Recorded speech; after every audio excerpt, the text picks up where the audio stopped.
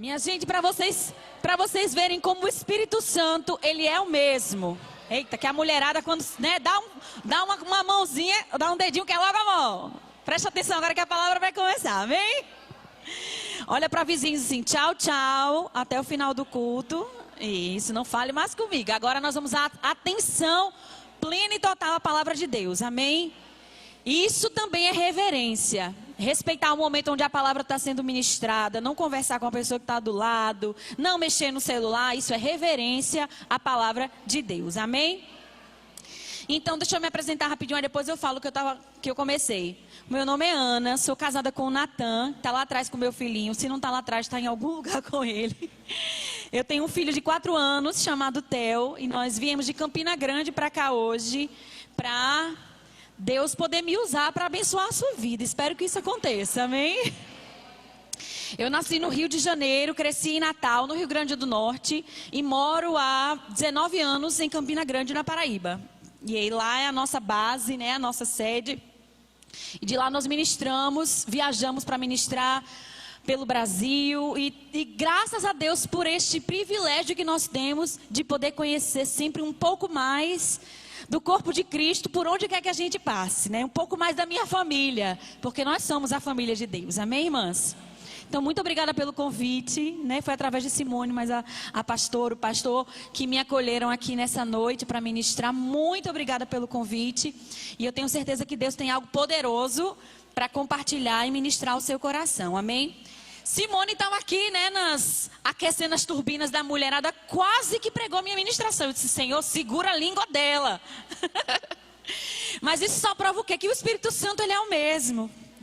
Amém? Que Deus age por meio de todos, através de todos. E que essa realmente é a nota que Deus está dando para nós afinarmos o nosso coração hoje à noite.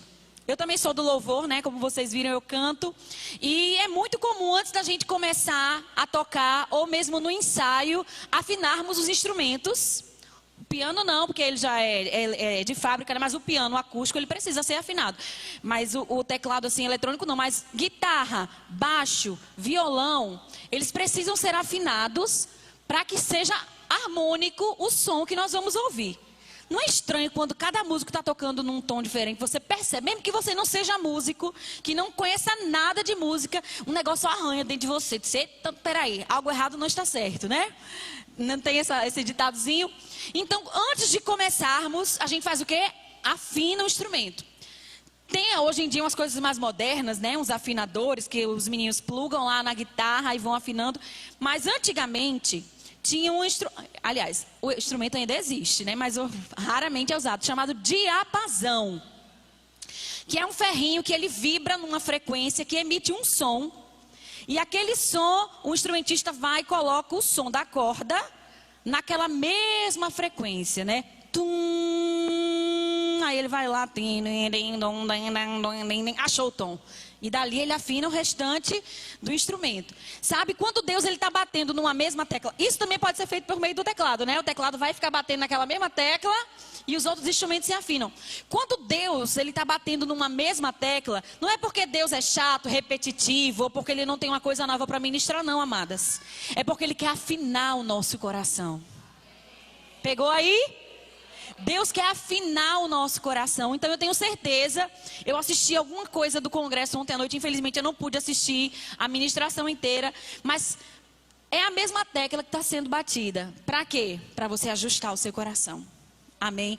Uma conferência é um tempo da gente conferir, ajustar, ver o que precisa ser mudado, o que pode ser melhorado. Porque a vida do justo é como a luz da aurora, que vai brilhando mais e mais até ser dia perfeito. Então a gente precisa ter esse desejo no nosso coração de melhorar, de querer progredir, de querer... E eu não liguei meu cronômetro, senão se deixar, minha gente, vai até meia-noite, viu? De querer melhorar, de querer progredir, de querer fazer a vontade de Deus, sabe? Porque nós nascemos para isso. Esse é o nosso propósito. Quando alguém vive fora do propósito, ele vive insatisfeito, ele vive frustrado, ele vive triste. Não sei se você já conheceu pessoas que são riquíssimas, que têm tudo, dinheiro, fama, mas há um vazio dentro delas. Elas são tristes, amarguradas, deprimidas, querem tirar a própria vida. Por quê? Porque falta viver e cumprir esse propósito para o qual nós fomos criados. Amém? Você não foi criado assim por acaso, por um acidente, um erro de percurso. Por mais que sua mãe tenha dito, não, eu fazia a tabelinha, você nasceu por acaso. Não foi por acaso.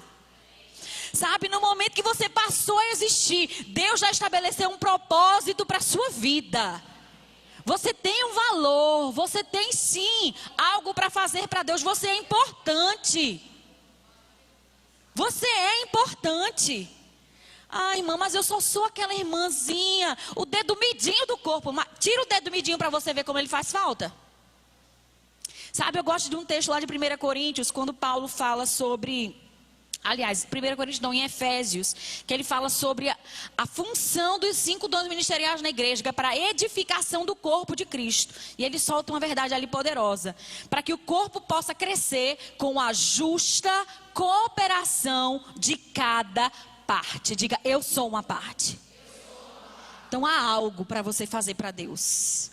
Você foi chamada com um propósito. Você pode não ter descoberto ainda. Talvez, quem sabe, Deus vai deixar bem claro para você agora, hoje, nesse congresso. Mas um propósito existe. Uma razão de existir você tem. Amém? Então eu quero ministrar para vocês nessa noite sobre adoração. Porque a adoração é um dos propósitos pelos quais nós existimos. A Bíblia fala lá em Efésios que Deus criou a humanidade para o louvor da sua glória. E já quero tirar aqui um mito que existe de que adorar é cantar. A canção, a música, é apenas uma expressão de adoração. A adoração, na verdade, minhas amadas, é uma vida. É um estilo de vida que glorifica a Deus. É um estilo de vida que esteja alinhado a esse propósito original da sua existência. Quando você vive, fala, faz de acordo com a vontade de Deus, você está adorando a Deus. Mesmo sem cantar nenhuma nota. Você está me entendendo? A música é importante na adoração, sim, é um momento onde você expressa a sua devoção, a sua gratidão a Deus. Mas mais do que expressar cantando, você precisa expressar vivendo. Amém? Então a adoração é vida. Só que nós podemos ver lá no princípio, e eu queria que vocês abrissem a Bíblia lá comigo, Gênesis capítulo 1, versículo 26.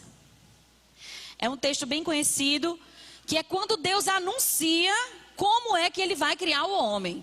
A gente sabe da história, né, que Deus criou todas as coisas por meio da palavra, falando, haja luz, houve luz. Haja separação das águas, houve separação das águas. Haja luzeiros no céu, e os luzeiros passaram a existir. Tudo por meio da palavra. Deus disse e passou a acontecer. Deus ordenou e aquilo começou a existir. Mas o homem, Deus quis fazer diferente. Olha aí. O homem e a mulher, né? Claro, gente, a humanidade que eu estou falando, tá bom? Deus quis fazer diferente.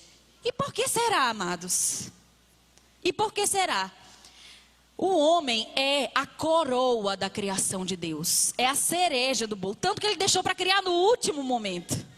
Primeiro ele preparou todo o cenário, todo o jardim, que era para o homem cuidar, lavrar, viver ali naquele ambiente. Era um ambiente onde ele ia ter comunhão com o homem.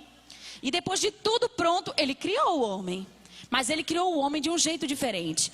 Deus não criou o homem falando, haja homem.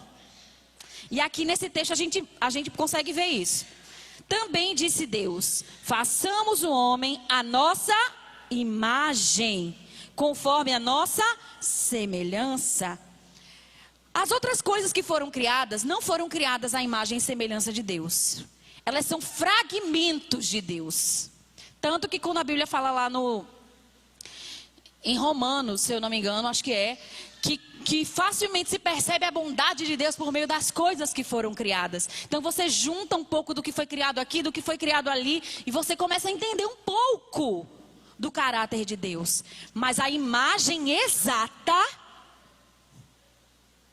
os eruditos que traduziram a Bíblia dizem que uma possível tradução melhor seria uma duplicata em espécie da própria categoria de Deus. Isso eu estou falando de você. Diga, uau. Sabe, eu não sei se você cresceu ouvindo esse tipo de verdade. Que você é importante, que você é valioso. Talvez você tenha crescido escutando que você não presta, que você não vai servir para nada, que você não vai conseguir chegar a lugar algum. Mas olha o relatório que Deus tem a seu respeito. Você é uma duplicata em espécie da própria categoria de Deus.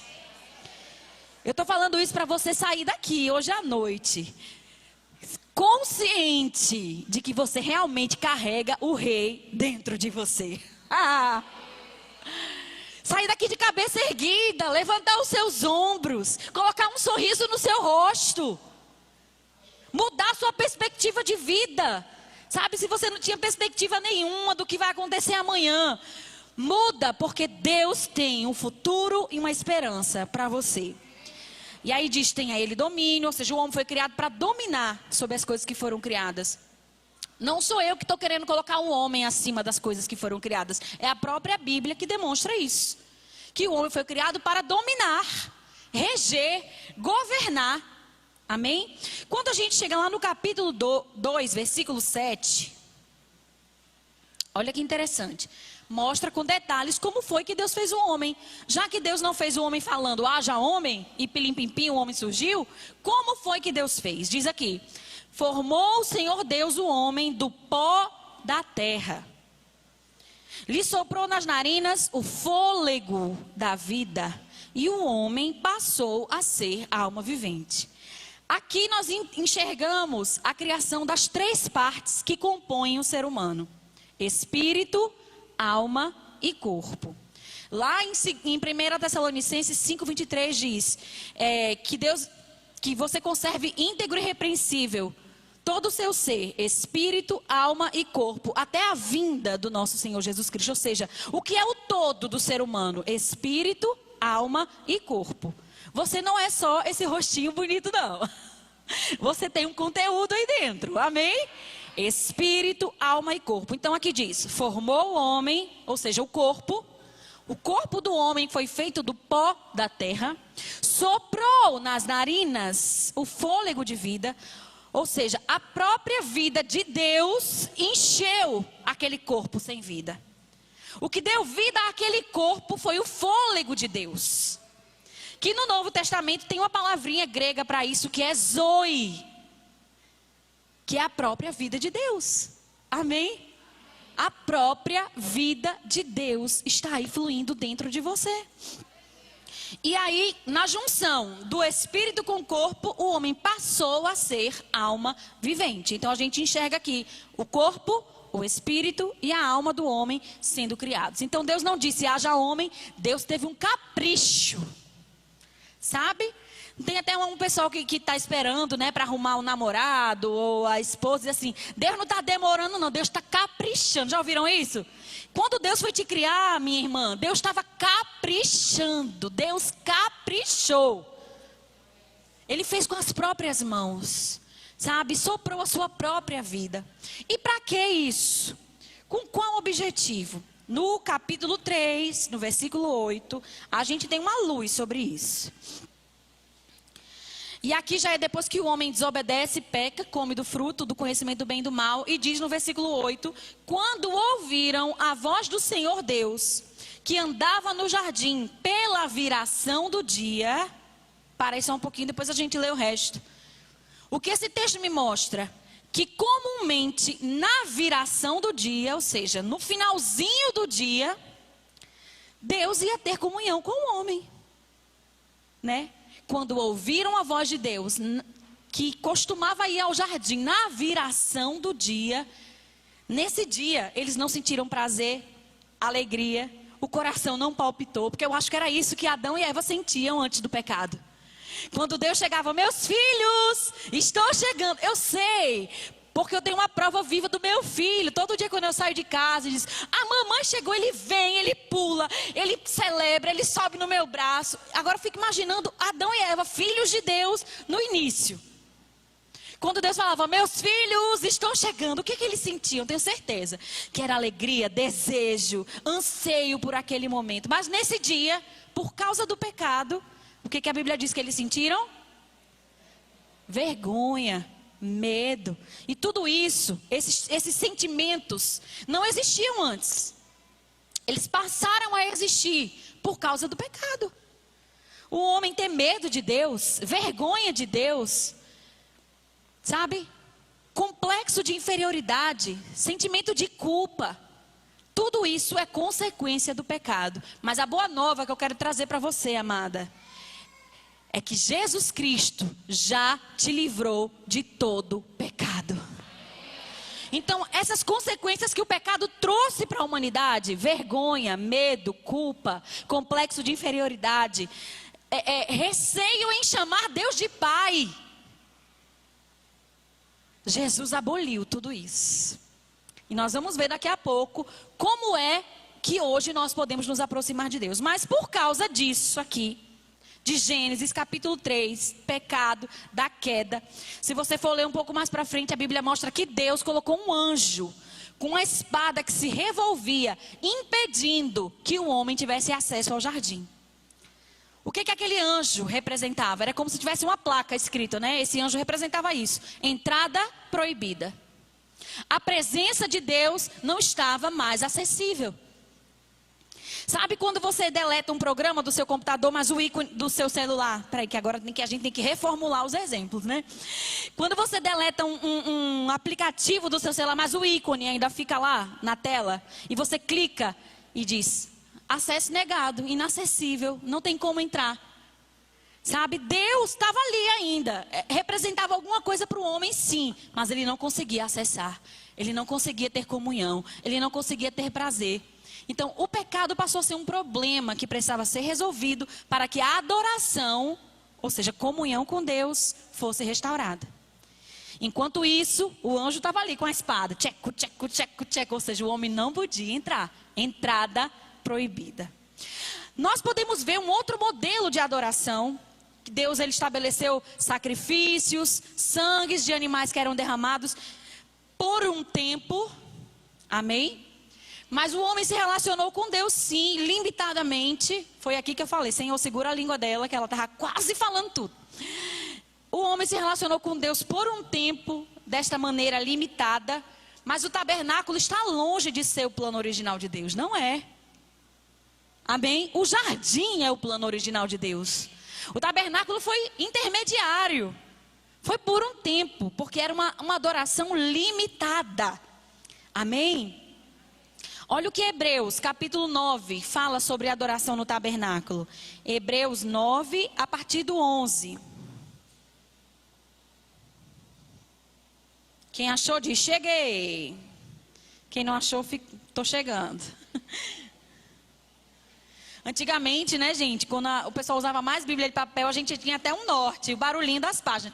Mas hoje em dia, tudo muito silencioso nos celulares. 11. Quando, porém, veio Cristo como sumo sacerdote dos bens já realizados, mediante o maior e mais perfeito tabernáculo, não feito por mãos, quer dizer, não desta criação, não por meio de sangue de bodes, peraí que eu me perdi aqui, apareceu um pop-up. Por meio do sangue de bodes e de touros. Tá certo, obrigada. Não por meio de sangue de bodes ou de touros, e a cinza de uma novilha, aspergidos sobre os contaminados, os santificam quanto à purificação da carne. Muito mais o sangue de Cristo, que pelo Espírito eterno a si mesmo se ofereceu sem mácula a Deus, purificará a nossa consciência de obras mortas para servirmos ao Deus vivo. Então ele diz: olha, o sangue de bodes e carneiros purificava só os pecados do corpo, da carne, mas não purificavam a consciência. Mas o sangue de Jesus que foi derramado purifica a nossa consciência. Amém? E aqui no capítulo 9 também, mas no versículo 24, diz: porque Cristo não entrou em santuário feito por mãos. Ou seja, Jesus, quando morreu como nosso Cordeiro de Deus, e quando ele foi se apresentar como nosso sumo sacerdote, porque Jesus ele foi a oferta e o ofertante ao mesmo tempo, né? Na antiga aliança, eles matavam um animal literal, aspergiam o sangue do animal literalmente sobre o propiciatório, no Santo dos Santos, e tinha a oferta, que era o animal, e o ofertante, que era o sumo sacerdote. Mas no caso de Jesus, ele foi a oferta e o ofertante ao mesmo tempo, né? O santuário não feito por mãos, figura do verdadeiro, porém no mesmo céu, para comparecer agora por nós diante de Deus, nem ainda para se oferecer a si mesmo muitas vezes, como sumo sacerdote, cada ano entra no Santo dos Santos com sangue alheio.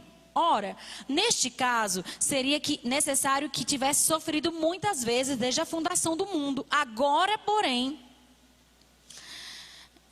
ao se cumprirem os tempos, se manifestou uma vez por todas. Diga, uma vez por todas.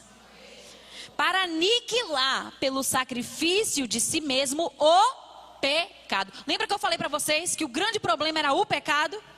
O que fechou a porta do jardim foi o pecado. O que quebrou a comunhão do homem com Deus foi o pecado. E o que Jesus Cristo veio resolver? O pecado. E assim como aos homens está ordenado morrerem uma só vez, vindo depois disso o juízo, assim também Cristo, tendo se oferecido uma vez para sempre, para tirar os pecados de muitos, aparecerá uma segunda vez, sem pecado, aos que o aguardam para a salvação. Quantos aqui estão aguardando Jesus? E é interessante porque diz assim, aos que o aguardam para a salvação. Aí as pessoas podem dizer, ué, e eu não já sou salvo? Jesus já não é meu Senhor, eu não já sou salvo. A salvação do homem, ela se dá em 3 tempos. No passado, ou seja, no dia que nós recebemos Jesus como Senhor da nossa vida, realmente fomos salvos. E por onde? Onde aconteceu essa salvação, essa transformação? No nosso coração, no nosso espírito. Mas existe a salvação do tempo presente, que é a salvação da nossa alma. E como é que nós salvamos a nossa alma? À medida que acolhemos a palavra de Deus. Tiago diz, acolhei com mansidão a palavra de Deus em vós implantada, a qual é poderosa para salvar a vossa alma. Então nós ainda estamos num processo de salvação. Amém? O nosso espírito já é salvo, sim. Mas a nossa mente está sendo salva. À medida que nós transformamos os nossos pensamentos pela palavra de Deus. E por que a salvação aqui em Hebreus está no tempo futuro? Porque o nosso corpo, amadas, só vai ser salvo quando Jesus Cristo voltar. Por isso que nós aguardamos. Né? Em Romanos fala, aguardamos a adoção de filho, a saber, a redenção do nosso corpo. Então, a Nívia até canta, o meu corpo ele vai transformar em glória, para sua glória. Então, nosso corpo ainda vai ser salvo. Sabe, aí, nisso se explica por que você ainda tem vontade de pecar. Não é porque você não é salvo, você é salvo. É porque você ainda precisa renovar a sua mente e crucificar a sua carne.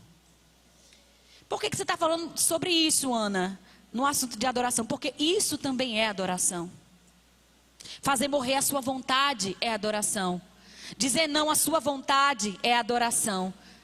Crucificar as suas vontades é adoração. Sabe, está com vontade de dormir, está com vontade de chutar o balde, sair gritando com todo mundo e você não faz. E isso também é adoração. Mesmo que você não cante uma palavra, não cante uma nota. Mas quando você vive de um modo que glorifique a Deus, você está adorando a Ele. Amém? Então o corpo ainda vai ser salvo. Por isso que diz aqui, aos que o aguardam para salvação. Então não sei se você tem uma noção de como era a adoração no tabernáculo, né?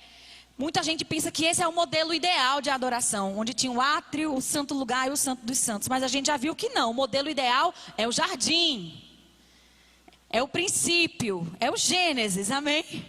Esse era o modelo ideal.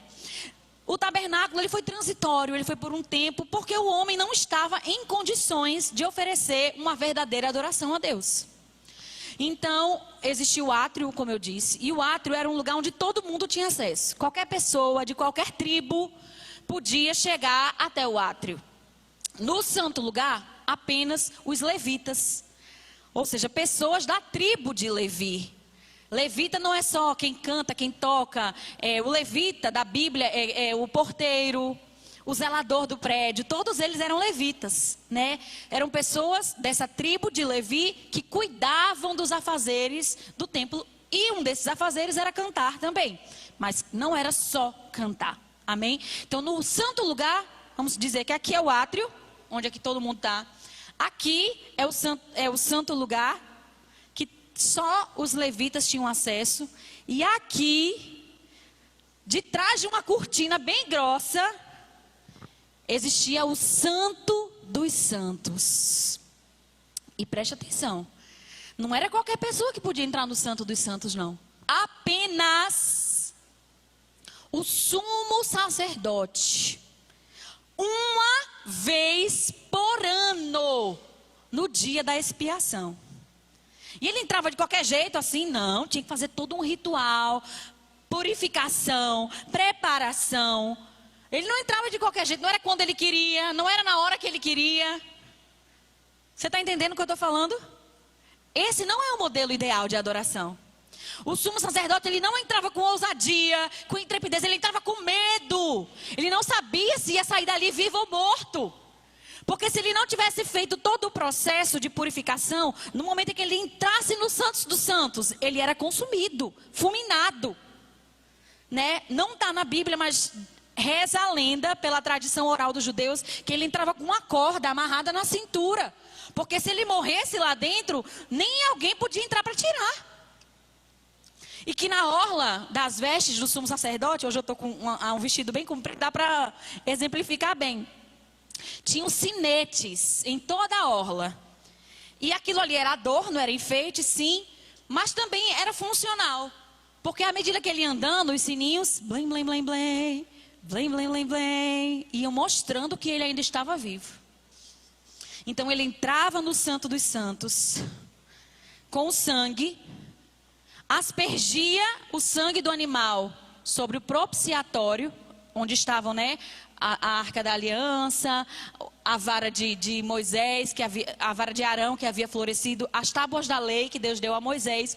Então tudo ali dentro daquele propiciatório, o sangue era derramado, aspergido, e aí Deus recebia aquela adoração. E aí sim é que começava a celebração. Por um ano, porque no ano seguinte ele tinha que fazer tudo de novo. Então esse modelo de adoração não é o plano original de Deus, onde só um homem tem acesso à presença de Deus. Não, Deus criou a humanidade para viver na sua presença, para ter prazer na sua presença. Amém? E por que eu estou falando isso? Porque muita gente olha para esse modelo de adoração como um modelo ideal e fica desejando dançar como Miriam dançou, cantar como Davi cantou, quando na verdade era eles que queriam poder adorar a Deus em espírito e em verdade, como nós fazemos hoje. Porque a verdadeira adoração só foi estabelecida de Jesus para frente. E não sou eu que estou falando isso não, o próprio mestre. Abra lá em João, capítulo 4.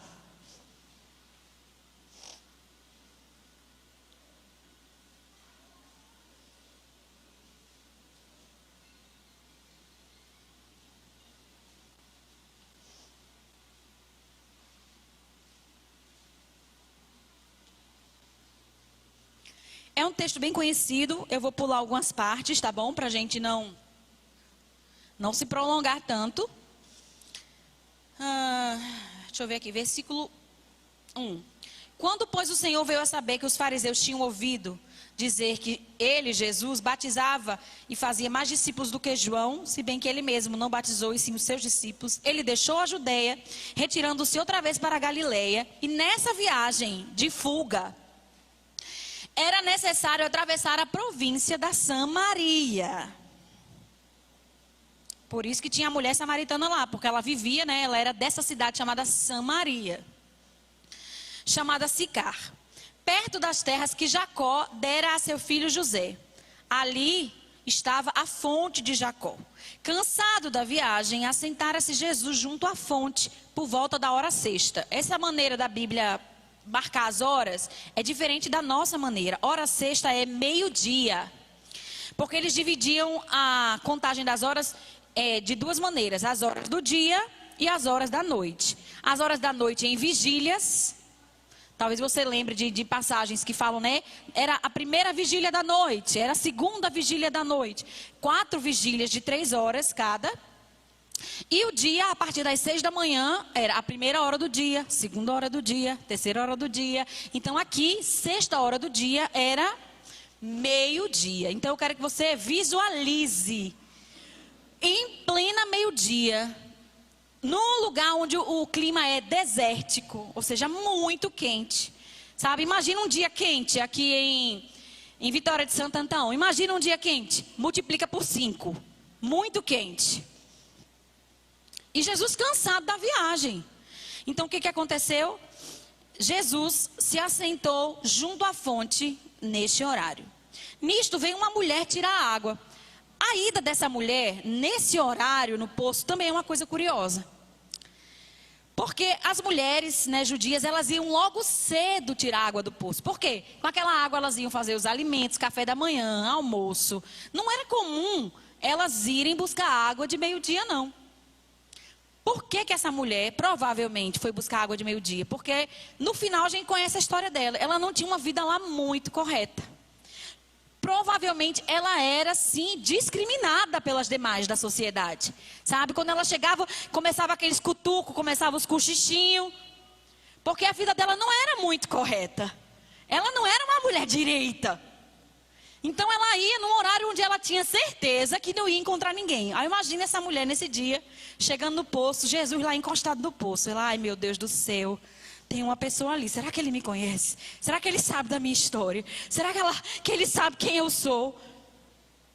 E Jesus que tomou, ela foi lá caladinha fazer o serviço dela, mas Jesus se antecipou e puxou o assunto e disse: dá-me de beber. Pois seus discípulos tinham ido à cidade para comprar alimento. Então lhe disse a mulher samaritana: como sendo tu judeu, pedes de beber a mim, que sou mulher samaritana? E aí um detalhe, porque os judeus não se dão com os samaritanos. Então aquela mulher enfrentava o preconceito por não ter uma vida tão correta. E ainda existia aqui uma outra barreira cultural entre Jesus e essa mulher. Jesus era judeu, aquela mulher samaritana. E os judeus e os samaritanos, eles tinham uma rixa, uma briga. Eles não se davam bem. Tinha a questão étnica, porque os judeus eles são puros e os samaritanos são mestiços. Então eles já se bicavam aí nessa questão.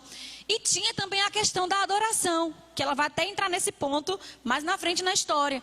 Porque os judeus adoravam no templo e eles tinham certeza de que isso era o certo. E os samaritanos adoravam no monte e eles tinham certeza de que isso era o certo. Então ficava aquela briga, sabe? Duas pessoas de religiões diferentes, que fica tentando um convencer o outro que a sua religião é a certa, é a correta. Pronto, os judeus e os samaritanos eram desse jeito, desse mesmo jeito. Então ela se espantou, que Jesus judeu pediu água para ela. Aí Jesus continua. Replicou-lhe Jesus, versículo 10. Se conheceras o dom de Deus, e quem é o que te pede, dá-me de beber, você é que me pediria a água, e eu te daria a água viva. Respondeu ela: Senhor, tu não tens como tirar, e o poço é fundo, onde pois tem água viva? És tu porventura maior do que Jacó, nosso pai, que nos deu o poço, do qual ele mesmo bebeu, e assim seus filhos e o seu gado? Afirmou-lhe Jesus: quem beber desta água, tornará a ter sede. Mas aquele que beber da água que eu lhe der, nunca mais terá sede. A mulher falando de uma sede natural, mas Jesus falando de uma sede espiritual. Porque quando o homem pecou, ele morreu espiritualmente, ele se tornou sedento por Deus. Sabe, eu costumo dizer que toda a humanidade tem um buraco do tamanho de Deus. que só Deus pode encaixar e preencher. Então Jesus diz assim: quem beber da água que eu der, essa água é viva, nunca mais terá sede. Pelo contrário, essa água será nele uma fonte a jorrar para a vida eterna. Por que você ainda continua com sede, se você tem a fonte jorrando aí dentro de você? Hein? Quantas e quantas vezes a gente ora a Deus e clama a Deus que está com sede? Você acha que Deus vai derramar água na sua boca? Não, Ele já fez isso. Ele já te deu a água viva e essa água já está aí jorrando como uma fonte dentro de você. Agora cabe a você tirar água dessas fontes. A fonte da salvação já está jorrando dentro de você. E salvação, no grego, é a palavra sozo. Significa cura, libertação, proteção, preservação, prevenção. Então tudo isso está aí, ó, fluindo dentro de você. E por que você está clamando, pedindo, se você já tem aí dentro de você? Como é que eu tiro, Ana, então, dessas fontes? Lá em Isaías diz: vós com alegria tirareis água das fontes da salvação. É se alegrando no Senhor, é se regozijando no Senhor, é sendo grato a Deus por tudo aquilo que Ele já te deu. Sabe, irmã, eu quero te dizer que a sua fé é uma linguagem sobrenatural. Que quando você celebra, quando você rende graças ao Senhor, você está manifestando no reino do Espírito aquilo que você precisa. Porque tudo que você precisa já está aí dentro de você. Sabe, você não precisa assistir um vídeo de comédia para rir. A fonte da alegria já está aí dentro de você. A sua alegria não precisa vir do lado de fora. Ela precisa jorrar de dentro para fora. A cura já está aí dentro de você. A salvação não é cura? Eu falei para vocês aqui. Cura, salvação, proteção. Cura já está aí dentro de você, minha irmã. Mas eu estou sentindo a dor, eu estou sentindo o caroço. Começa a rir. Começa a ser grata a Deus por tudo que Jesus Cristo já fez por você. Experimenta. Experimenta. Ah, é coisa de doido eu ficar rindo sem motivo. Você não vive pelo que você vê. Você não vive pelo que você sente. Você vive pelo que você crê. E a palavra de Deus diz que você já é curada. Você já é suprida. Você já tem paz. Você já tem alegria. Jesus diz que o reino de Deus está dentro de nós. E que o reino de Deus é justiça, paz, alegria no Espírito Santo. Paulo diz que nós temos o fruto do Espírito, que é amor, alegria, paz, longanimidade, benignidade, bondade, fidelidade, mansidão, domínio próprio. Está tudo aí dentro de você, mulher. Eu quero te dizer, você não é um saco furado, não. Você é um odre divino, cheio da vida de Deus. Aí você olha, ai meu Deus, me dá paciência, esse meu marido, esse meu filho. A paciência já está aí, mulher, dentro de você. Ao invés de murmurar, de reclamar, levanta tuas mãos, começa a agradecer ao Senhor, porque as coisas vão começar a acontecer quando você parar de murmurar e começar a adorar. Quando você adora, você atrai o sobrenatural para perto de você. Deus se move através da sua fé. Mas quando você murmura, sabe o que acontece? O diabo, a murmuração é o oxigênio do diabo. Quando você murmura, ele se aproxima de você para respirar. E eu não quero aquele coisa ruim cafungando perto de mim, não. Sabe? Tudo aquilo que rega, cresce. Se você rega as coisas espirituais, sobrenaturais, é isso que vai acontecer na sua vida. Amém? Então Jesus estava falando de uma fonte sobrenatural, espiritual. E aquela mulher não estava entendendo, ela não estava na mesma frequência. Não estava afinada. Aí diz, a mulher, porque Jesus disse, né, nunca mais terá sede, ela, pô, me dê dessa água, eu não quero vir aqui mais buscá-la, ou seja, uma água natural. Aí Jesus disse, vai, chama o teu marido e vem cá. Eu gosto desses momentos onde a palavra, o próprio Jesus, nos confronta. Minha gente, isso aqui era o calo daquela mulher. Era por isso que ela ia meio-dia para o poço. Ela não queria tocar nesse assunto. Mas um estranho, alguém que não conhecia a vida dela, disse, vai lá, chama o teu marido e volta aqui. Aí ela,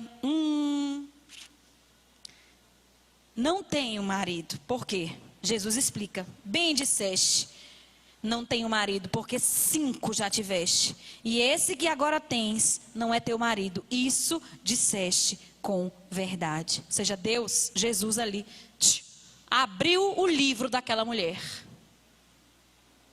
Sabe? E a história não era muito boa.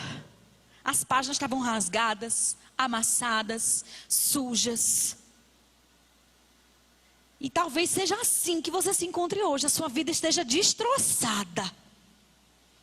Um lixo, um caos. Mas não tenha caos que exista e que resista à presença de Jesus.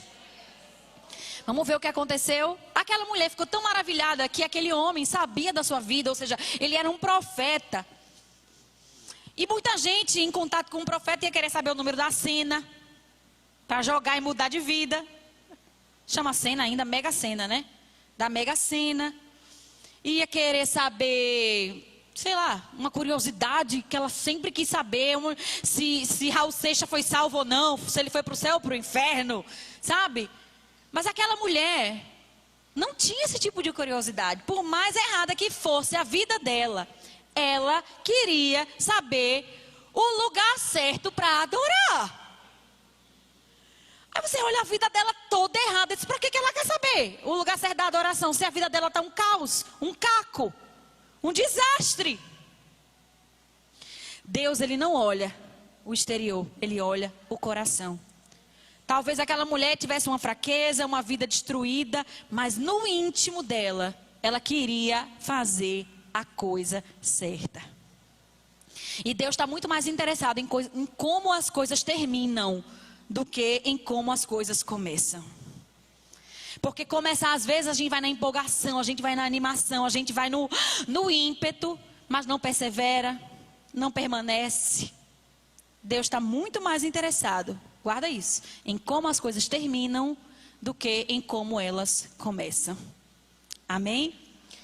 E aí, porque a mulher entrou no assunto da adoração, foi uma ótima oportunidade para Jesus esclarecer.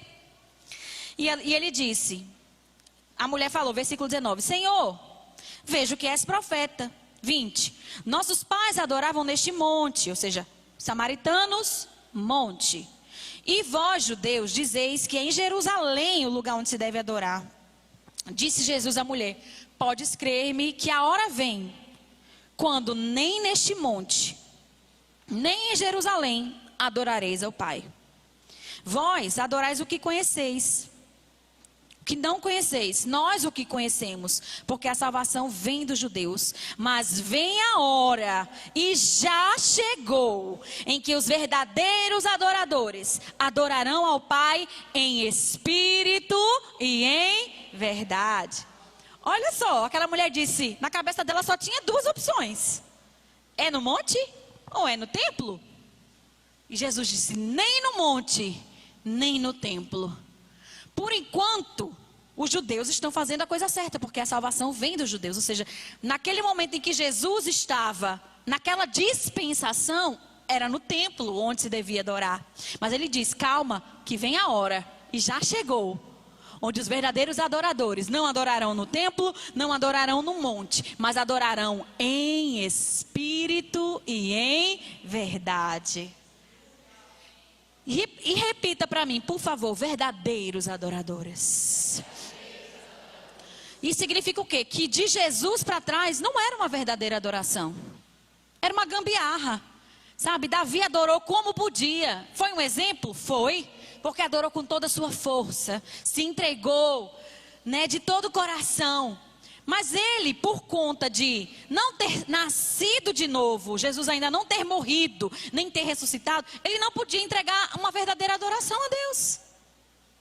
Vocês estão entendendo? Mas os verdadeiros adoradores adoram ao Pai em espírito e em verdade. Aí Jesus explica, porque Deus é espírito. E importa que os seus adoradores o adorem em espírito e em verdade. Ou seja, para adorar a Deus, você tem que estar na mesma categoria que Ele. Quando o homem morreu espiritualmente, ele desceu de nível. Ele saiu daquela categoria. Mas quando Jesus veio, morreu e ressuscitou, Ele restaurou o homem à sua posição original. Então a adoração hoje não está presa a um lugar físico. Eu sei que é maravilhoso adorar aqui na igreja, tem uma unção coletiva para isso. Mas esse aqui não é um lugar exclusivo para adorar a Deus. Você pode adorar a Deus na sua casa, no trânsito, na escola, na faculdade, na cozinha, tomando banho. Amém, irmãs? O lugar da adoração hoje é onde o adorador estiver. Esse lugar aqui só é um lugar de adoração porque a gente está aqui. Fechou as portas, não ficou ninguém, isso aqui se transforma num prédio. Era essa a palavra. Se transforma num prédio vazio. Porque Deus não habita em templos feitos por mãos humanas. Mas porque a gente canta e sabe que Deus está aqui. Porque nós estamos aqui. O que atrai a presença de Deus para este lugar não é uma placa, não é uma cruz, não é um altar. É você. Porque aonde está o adorador, aí está a adoração. E vocês lembram, para terminar, já meu tempo já apitou aqui, que eu disse que o sumo sacerdote ele entrava com medo, com receio. Vocês lembram que eu falei que quando Adão ouviu a voz de Deus, ele teve vergonha, ele se escondeu? Como consequência do pecado. Olha só que coisa tremenda que o pai de João Batista cantou depois que ele se recuperou da mudez. Abra lá em Lucas, capítulo 1.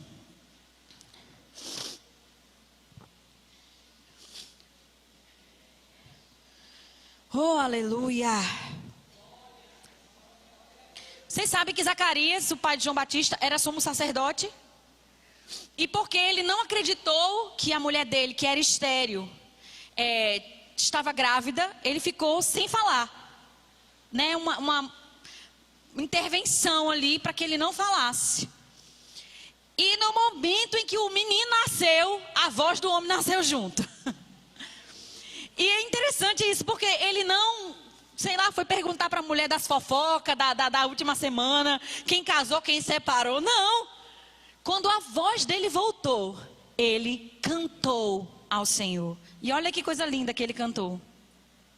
Zacarias, seu pai, cheio do Espírito Santo, profetizou dizendo: bendito seja o Senhor, Deus de Israel, porque visitou e redimiu o seu povo e nos suscitou plena, diga plena, e poderosa salvação. Plena e poderosa salvação. Onde é que está essa salvação? Diga, dentro de mim. Essa plena e poderosa salvação está dentro de você. Plena e poderosa salvação na casa de Davi, seu servo, como prometera desde a antiguidade por boca dos seus santos profetas, para libertar-nos dos nossos inimigos e das mãos de todos os que nos odeiam, para usar de misericórdia com os nossos pais e lembrar-se da sua santa aliança e do juramento que fez a Abraão, nosso pai. Olha que juramento foi esse? De conceder-nos que, livres das mãos de inimigos, o adorássemos sem temor. A nossa adoração hoje é sem temor, sem medo. Sem medo. Você tem livre acesso à presença de Deus. Como a Simone disse, o véu foi rasgado. O Santo dos Santos foi extinto, abolido na carne de Jesus. Por quê? A presença de Deus hoje não está exclusiva em um único lugar. Ela encheu toda a terra. E onde está o adorador, Este é o lugar da adoração. Eu não quero que você nunca mais se esqueça disso. Onde você estiver, ali você pode edificar um altar de adoração ao Senhor. Cantando, salmodiando, ou com a sua própria vida, ou testemunhando, ou falando da bondade de Deus. Tudo isso é adoração a Ele. Mas sem temor. E só para completar, Hebreus diz que nós temos que entrar com ousadia no Santo dos Santos. Amém? Ousadia. E quem nos restaurou essa ousadia? O sangue de Jesus. Amém? Nós não entramos com a cabeça levantada por orgulho próprio. Não foi com o nosso próprio mérito, não foi com a nossa própria força, não foi no nosso próprio esforço, mas pelo sangue de Jesus derramado naquela cruz. Foi esse sangue que nos salvou, foi esse sangue que nos redimiu, foi esse sangue que nos colocou de volta na presença de Deus, foi este sangue que nos deu o título de verdadeiros adoradores do Senhor. Amém? Então eu queria que você ficasse de pé nesse momento. Vamos cantar só mais um pouquinho daquele refrão. O pessoal do louvor me ajuda, por favor. E eu quero que você levante suas mãos, sem ira, sem contenda, sem medo, sem condenação, sem peso. Ah, mas eu pequei hoje, Ana. Se arrepende, meu irmão. A Bíblia diz, aquele que confessa e deixa, alcança a misericórdia. Mas eu quero que você nesse momento desfrute de uma adoração plena. Consciente de que você está diante do Rei dos Reis, do Senhor dos Senhores. Amém? Aleluia! Obrigada, Pai, por teu sangue. Pelo sangue de Jesus derramado por nós. Nos deu plena e poderosa salvação. E é por este sangue que nós estamos diante do Senhor. É por este sacrifício de Jesus que nós vivemos diante dele. Te amo, Deus, tua graça nunca falha. Todos os dias eu estou em tuas mãos. Desde quando me levanto até eu me deitar, eu cantarei da bondade de Deus. Erga suas mãos, declare: és fiel.